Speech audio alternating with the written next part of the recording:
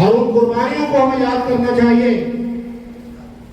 ये दुर्भाग्य था कि बंटवारा हमारे लिए एक जो है कि आज तक बदनौदाग है, लेकिन ये अंग्रेजों की ताकतों की वजह से अंग्रेजों ने फूट डालो और सियासत करो की जो राजनीति 1857 से जो शुरुआत की, आज तक उसका नतीजा हिंदुस्तान भुगत रहा है।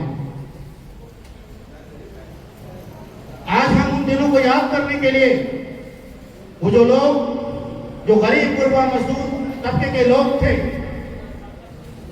जो उस दंगे के दौरान मारे गए, उनका क्या कसूर था? वो तो मजदूर थे, मजदूरी करने के लिए जाते, कोई ठेली चलाने वाले, कोई रेल चलाने वाला, कोई करने वाला, उसे तो पता भी नहीं है। उसे इतना ही पता रहता है कि आज मैं मजदूरी करूंगा तो हमारे बच्चे खाएंगे, अगर मैं मजदूरी नहीं करूंगा तो हमारे बच्चे नहीं खाएंगे। ये कौन लोग हैं जो नफरत की आग को पैदा कर रहे हैं? और आज हम उसी नफरत को मिटाने के लिए, उसी नफरत को खत्म करने के लिए हम आज इस मुस्तफाबाद के बरकत हॉल में हम इकट्ठा हुए हैं। ये एक संकल्प लेने के लिए और ये अहद करने के लिए कि इस मुल्क के अंदर में जो नफरत फैलाता है उनका जवाब हम एकता से देंगे, उनका जवाब हम जो है कि मुत्तहिद होकर के देंगे और ये कहेंगे कि हम इसी गुलिस्तान के बुलबुल हैं, इसी गुलिस्तान के हम अलग अलग तरह के फूल हैं। अगर बागीचे के अंदर में अगर फुलवारी में एक ही किस्म का फूल रहेगा, उस फूल का कोई मानी नहीं है। कौन कहां से लोग आए ये मायने नहीं रखता है, मायने ये रखता है कि सबने हिंदुस्तान की जमीन को अपना समझा और यहां से वो लेके नहीं गए अंग्रेज की तरह, बल्कि यही इसी के मिट्टी में दफन हो गए। हमें इस सियासत को भी समझने की जरूरत है और ये सियासत जो भी लोग कर रहे हैं हमें उनका जवाब उन्हें मुत्तहिद होकर के देना पड़ेगा।